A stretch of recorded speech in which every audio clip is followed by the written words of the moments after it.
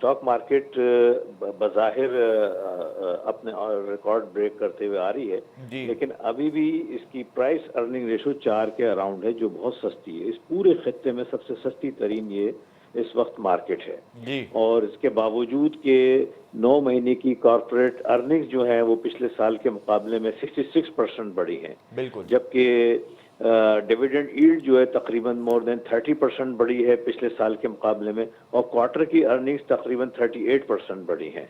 और इसके बावजूद हमारी जो मार्केट है वो सिर्फ 4 की प्राइस अर्निंग रेशो पर चल रही है, जबकि फ्रंटियर एमएससीआई फ्रंटियर मार्केट में जितनी भी वहाँ पे स्टॉक एक्सचेंज दूसरे ममालिक की वो कम से कम 10-12 की प्राइस अर्निंग रेशो पे चल रही है। हमारा हिस्टोरिकल प्राइस अर्निंग रेशो का एवरेज जो है 6% तक रहा है, तो अभी भी 1-1.5% की आराम से गुंजाइश है।